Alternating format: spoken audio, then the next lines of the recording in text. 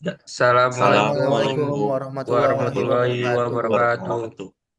Perkenalkan kami dari grup 3 dari mata kuliah Human Computer Interaction Design dan di sini kami akan mempresentasikan hasil kerja kelompok kami. Sebelum memulai presentasi, izinkan kami memperkenalkan diri. Perkenalkan, nama saya Faras Gifari. Perkenalkan, nama saya Bonakbar Fauzi, Dan perkenalkan nama saya Komang Kesatri Dharma, dan yang satu teman kita Bu ini siapa? Mas Bang Muhammad siapa? Duta Bang Chandra. Duta Chandra. Muhammad Duta Chandra. Oke, izinkan kita ini ya, share screen ya. Kita share screen langsung sebentar. Oke, sudah terlihat ya presentasinya. Oke, Gue. mungkin bisa dimulai dari Bon yang pertama. Oke, yang pertama disebut nama reservasi lapangan meningkatkan desain dan integritas proses dengan data flow dan model penggunanya. Next. Nah, yang tahap pertama itu ada data flow diagram atau enggak singkatannya DVD.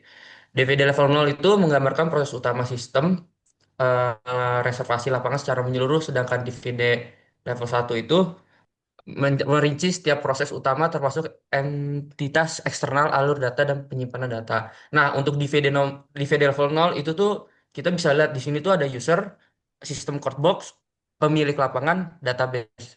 Nah, di sini tuh punya langkah-langkahnya seperti kita sebagai user tuh eh, untuk pencarian dan reservasinya itu tuh ke sistem code box. Nah, untuk si pemilik lapangan itu tuh masuknya tuh ke data reservasi. Nah, untuk data keseluruhan kita simpan itu di sistem simpan data itu di database atau data lapangan dan booking.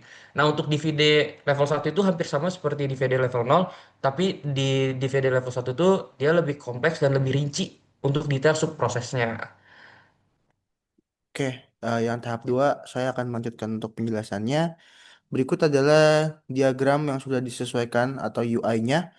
Ini sebenarnya lanjutan aja sih dari yang presentasi sebelumnya. Di sini cuma lebih lengkap karena di sini kita bisa melihat seperti dashboard ownernya yang dimana pemilik lapangan ada dashboard tersendiri untuk melihat analytics-nya.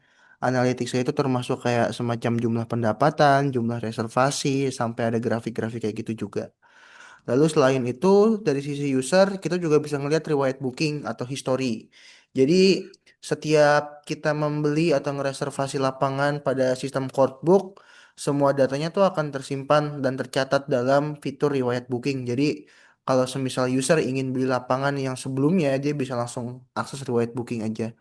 Dan yang terakhir, setiap kita membayar sesuatu, itu detail pembayarannya akan tersimpan dalam fitur booking details yang berisi seperti pembayarannya pakai apa, terus jumlah transaksinya berapa, dan ini biasanya bisa digunakan untuk bukti transaksi nantinya ya, bisa kalau misal ditanya sama orang yang dijagain lapangan, misal.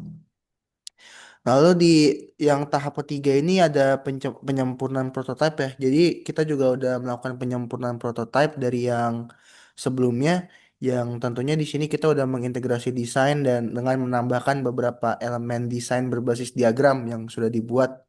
Jadi supaya lebih mudah untuk ngebaca analytics. Lalu sistemnya juga lebih konsisten karena semua prototipe itu sudah mencerminkan hasil DFD dan diagram yang sudah disesuaikan tadi ya di slide awal.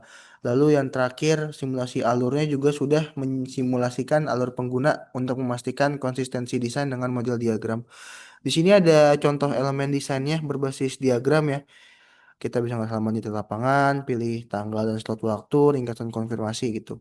Jika pembayarannya berhasil nih ya, di tengah-tengahnya decision, jika pembayarannya berhasil, dia akan terkonfirmasi tuh bookingnya dan akan tercatat ke riwayat booking. Tapi kalau pembayarannya gagal, dia akan masuk ke notifikasi pembayaran gagal.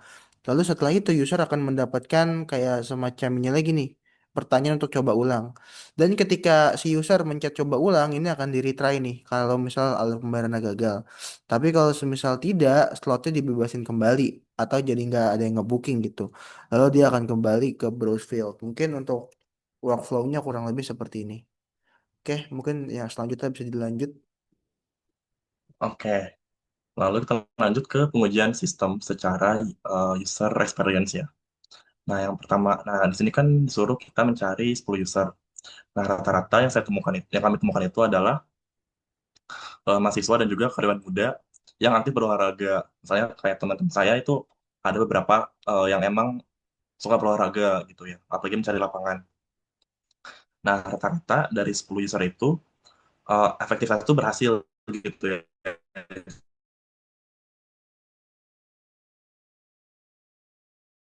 Jadi ketika dan juga efisiensi sendiri itu 5/5 gitu. Paling ada satu orang itu yang umur 18 tahun, yang user 5 itu dia tuh menemukan efisiensinya tuh 55 detik, kayak buka aplikasinya tuh 55 detik, terus jadi dia kepuasannya tuh 3/5 gitu. Boleh di next? Nah, lalu kami menganalisis dan juga temuan dari aplikasi kami gitu ya. Nah, lalu untuk yang proses pertama itu adalah cari lapangan. Jadi ini maksudnya pada proses pencarian kami memastikan bahwa aliran data dari input menggunakan database lapangan berjalan mulus. Jadi hasil tesnya tuh menunjukin nih kalau filter kami ini sangat intuitif. Jadi user ini bisa nemuin lapangan yang sesuai tanpa ngerasa tersesat gitu di tengah jalan. Lalu ada yang proses keempat yaitu reservasi. Untuk proses reservasi kami ini fokus untuk ke psikologis pengguna. Jadi ada konfirmasi real time, lalu ada slot waktu yang mereka pilih terkunci di sistem, dan lain sebagainya. Lalu untuk temuan pengguna, itu ada beberapa, misalnya ada positif, kritik, dan saran. Untuk positifnya sendiri, desainnya itu bersih, navigasinya itu quick search, mempercepat proses pemesanan. Gitu. Jadi, ada jalan pintas gitu ya yang sangat efektif untuk mempercepat proses pemesanan bagi user yang memang lagi terburu-buru. Lalu untuk kritik itu adalah tombol bayar sekarang itu kurang kontras. Jadi tombol button-button kami itu kurang menonjol gitu secara visual. Lalu untuk terakhir itu adalah saran, yaitu tambahkan rating lapangan di hasil pencarian, alias emotional design. Nah, di mana bukti sosial berupa rating bintang ini dapat meningkatkan kepercayaan dan juga membantu mengambil keputusan yang lebih cepat. Lalu kami juga mendapati rekomendasi perbaikan. Yang pertama itu adalah visual, yaitu adalah tingkatkan kontras warna pada call to action sesuai standar WCAG atau bisa disebut Web Content Accessibility Guidelines. Jadi itu tuh adalah memastikan kontennya tuh bisa digunakan sama penyandang disabilitas. Lalu yang kedua ada fitur. Di sini tuh katanya dapat rekomendasi yaitu integrasikan ulasan foto pengguna sebelumnya untuk memperkuat kepercayaan. Lalu yang terakhir adalah data, yaitu percepat waktu respon sinkronisasi kalender agar statusnya tuh update kurang dari 1 detik atau milisecond gitu ya. Sekian dari saya, terima kasih.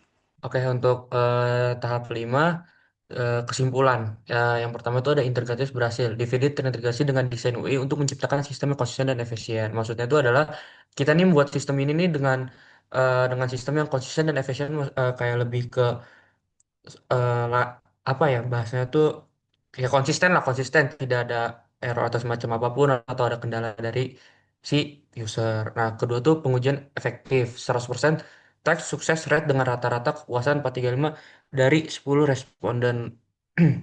Yang ketiga itu UX optimal, alur pencarian dan reservasi lapangan yang intuisif dan user friendly. Nah, dari UX optimal ini adalah kita nih juga bikinnya reservasi lapangan ini tuh yang lebih ke orang tuh gampang mengerti atau yang disebut bisa user friendly gitu. Dan yang terakhir itu adalah rekomendasi rekomendasi perbaikan dari visual aksesibilitas, fitur baru dan performa data. Dari visual itu tingkatkan kontras warna pada CTA sesuai dengan standar WCAG. Untuk fitur, integritas rating dan ulasan foto pengguna sebelumnya. Performa data, optimasi, sinkronasi kalender untuk update status real time.